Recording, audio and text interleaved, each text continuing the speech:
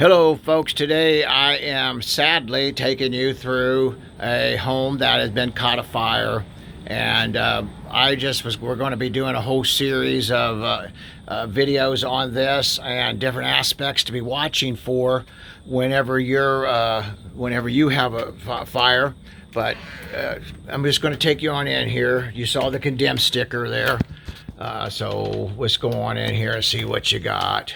You see if I can get a flashlight in here a little bit. It's all, and it stinks so bad, and the smell. And what this was, actually, they said the fire got so hot and the house was so airtight that it literally suffocated itself, but the heat got overwhelming, and it's actually some of the issues that we're going to be talking about with this series of videos.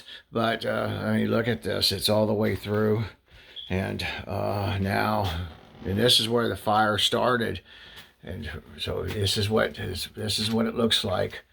And look at that. Isn't that horrible? That's in this. The whole thing is just. They said that the whole house is so bad that they're going to have to total gut rehab, and I thought that's why it'd be good to come in here and talk about this.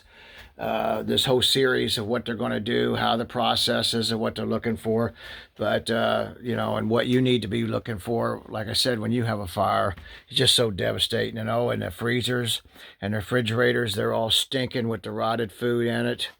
Look at this one just going down the hallway here, and it just continues all the way through the house. But what we have here is that we have a whole bunch of hazardous waste and asbestos, lead, formaldehyde, it just goes on. Probably, well, I don't know if the mold didn't burn up in it, but now that the house has been wet and been sitting here for days and days, and you can still hear the water dripping downstairs, and just literally, that there's mold growing inside this hot, humid house at this time.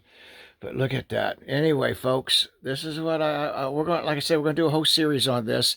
Heads up, I'm getting ready to do some right now here shortly about lead and how to check plaster walls, foundations. We're going to be doing the wall structures. You can see, this is a cinder block house, so we're going to talk about that here in just a minute.